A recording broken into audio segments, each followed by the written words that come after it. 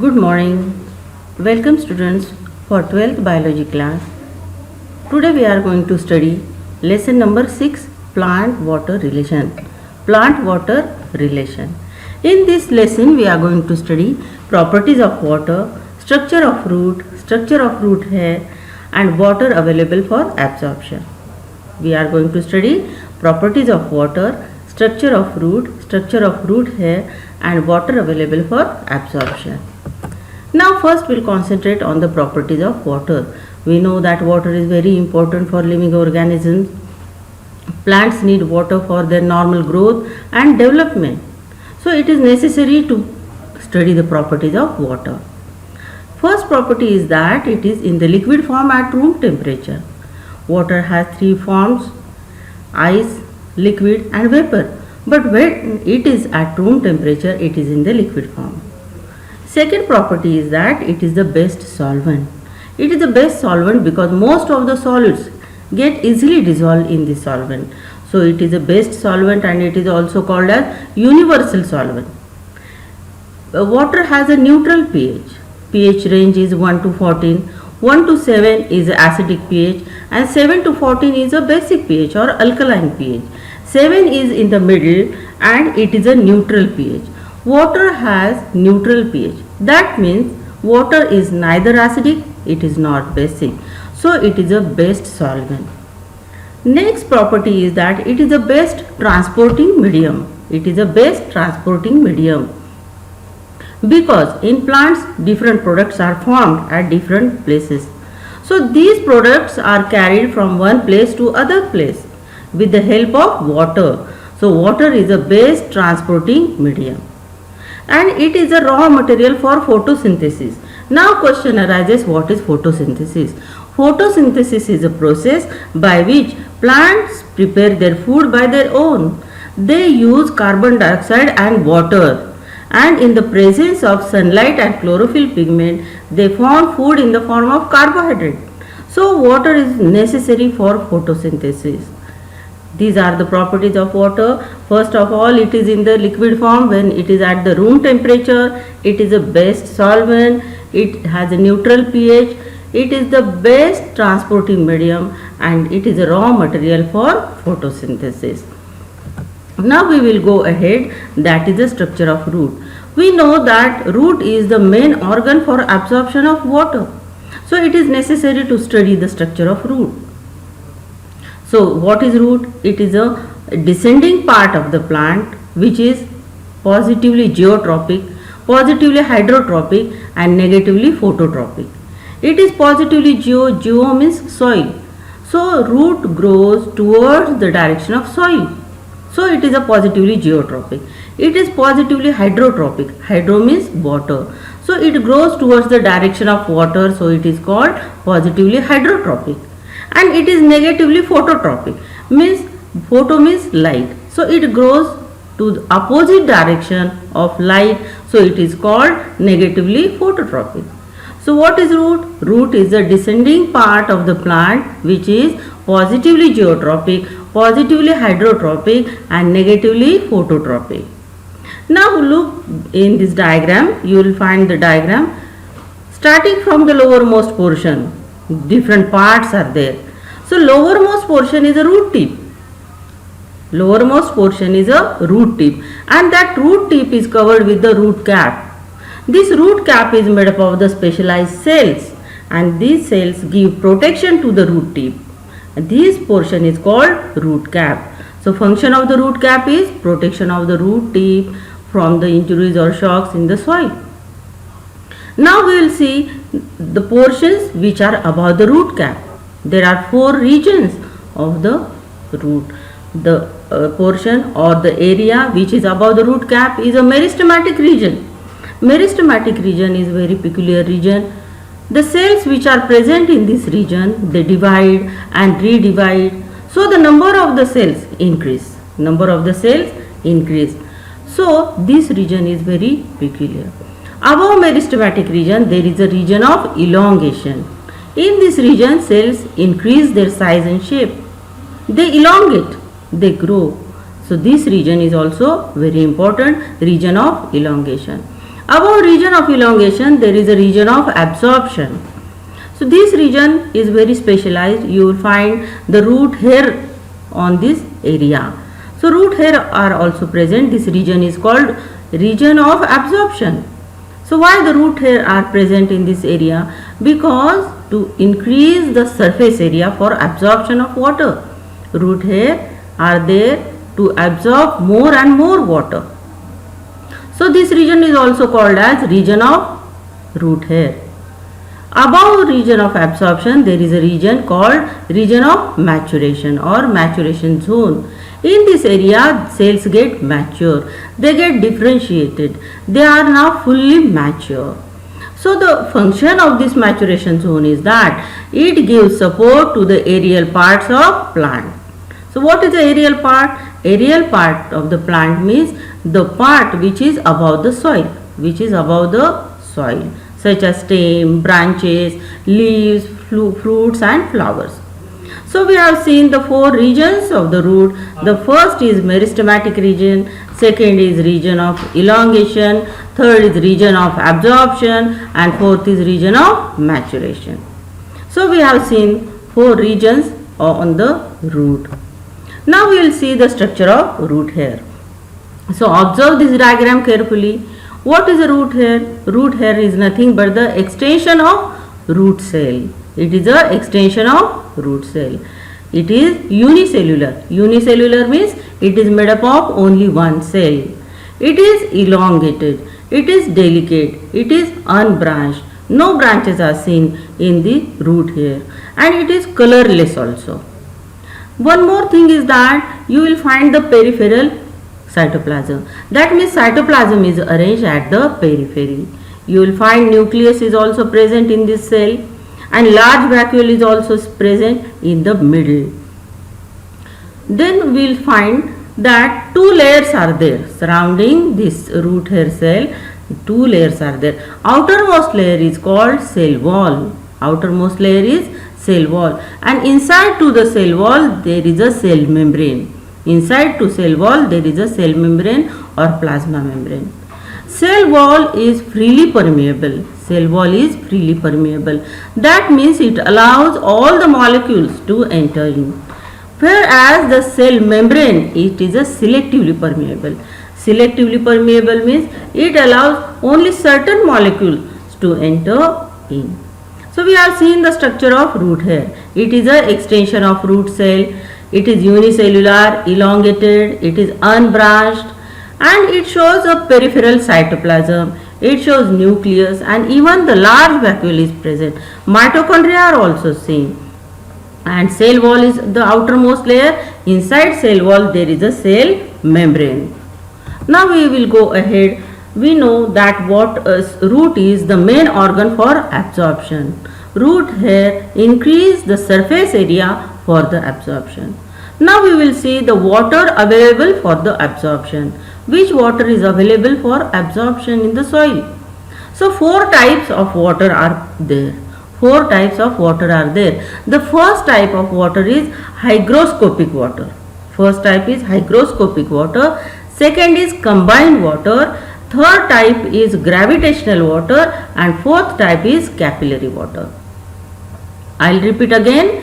Hygroscopic water, combined water, gravitational water and capillary water. So hygroscopic water. In this type, water molecules are tightly attached to the soil particles. They are tightly attached to the soil particles. So it is not available for the absorption to the roots. Second type is a combined water.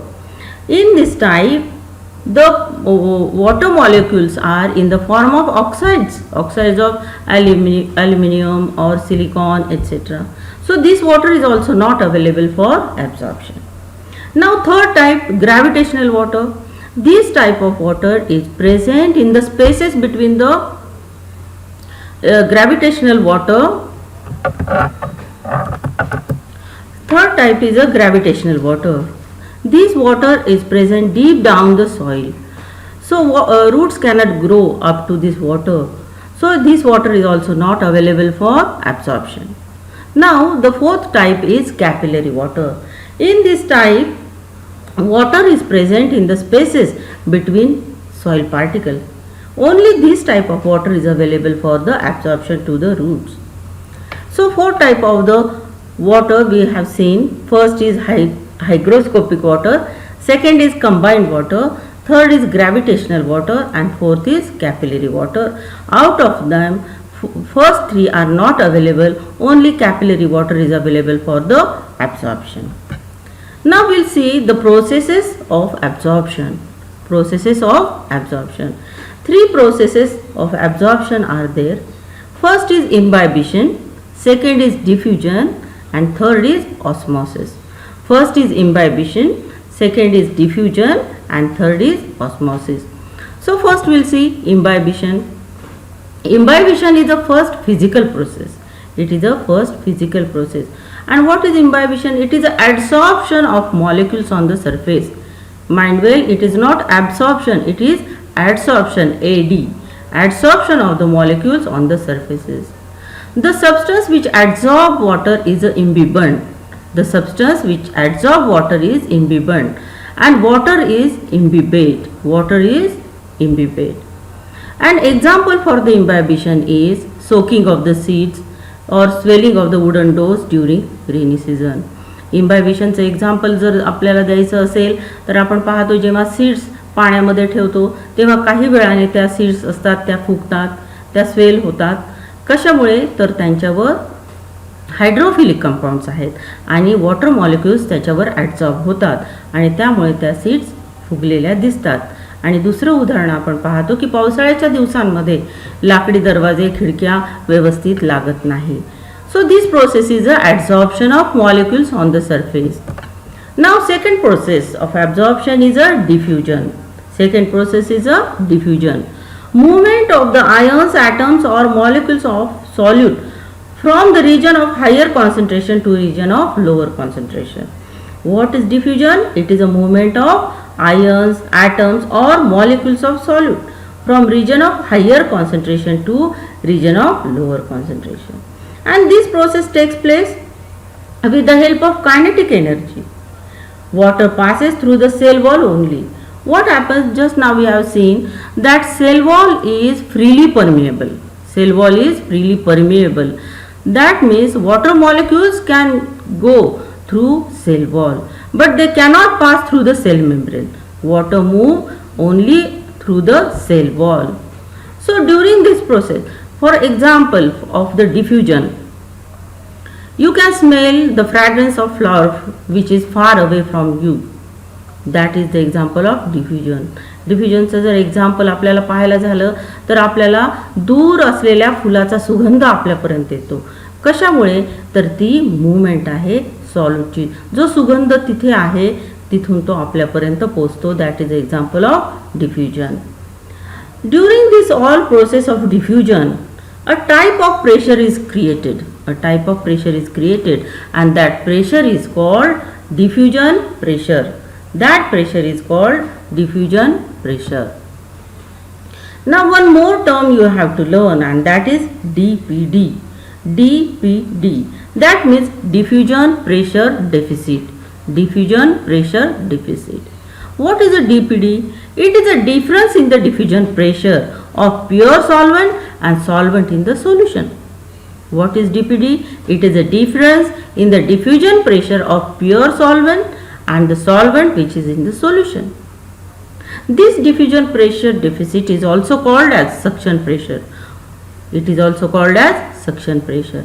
One more name is given and that is a water potential. Other name for this is a water potential. That means DPD is also called as suction pressure. It is also called as water potential. In simple language, it is a thirst of the cell. It is a thirst of the cell. Now we will go ahead.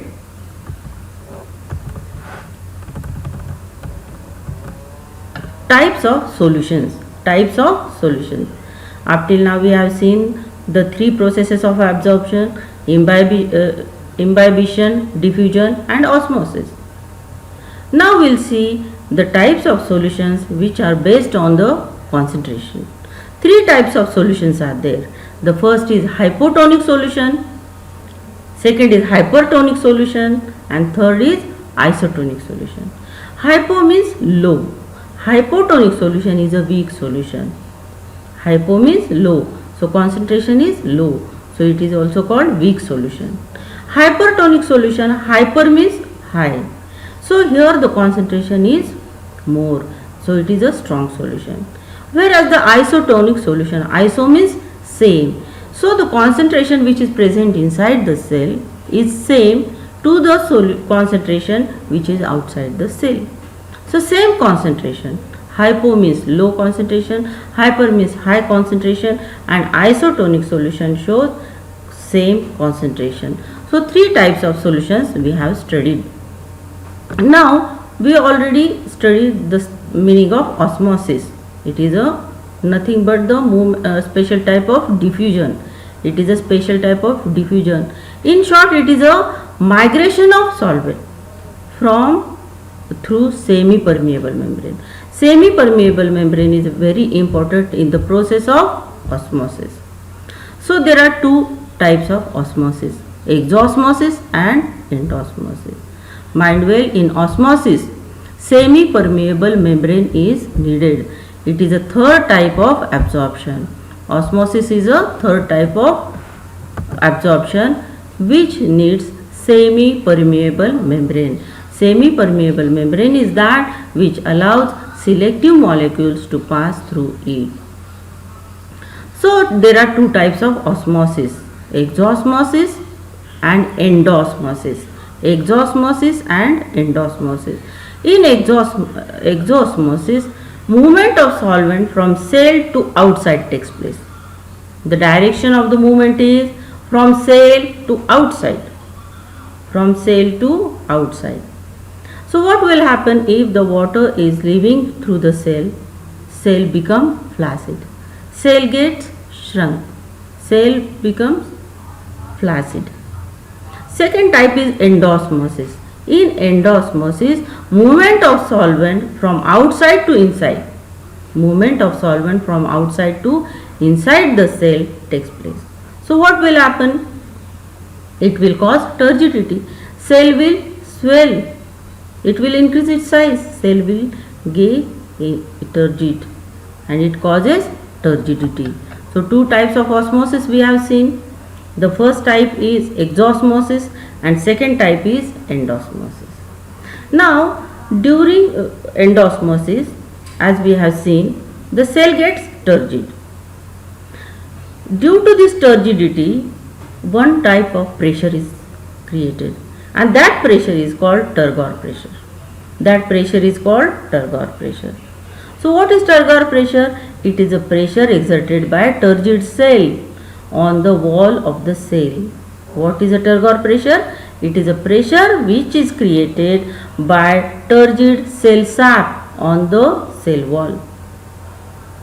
So when the turgor pressure is set up, when it is exerted, one more pressure is developed into the cell and that pressure is developed by cell wall and that pressure is called wall pressure. That pressure is called wall pressure. So what is wall pressure? It is a pressure exerted by cell wall on the cell sap is wall pressure. But it acts in opposite direction of turgor pressure. It acts in opposite direction of turgor pressure. So these are the different types of the pressure. And what is osmotic pressure? The pressure which is developed during osmosis, that we will see in the next lecture. So before ending up, I want to give you some assignment. So write down some questions and try to solve them. Try to write down the answers in given time. So write down question number 1. Describe the properties of water. Write down, describe the properties of water. Question number 2. Describe the structure of root. Question number 3. Describe the structure of root hair.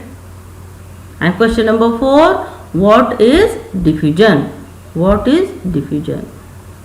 So in this lesson, lesson number 6, plant water relation. We have seen the properties of water, we have seen the structure of root hair, and water available for absorption. So we will continue in the next lecture. Thank you. God bless you.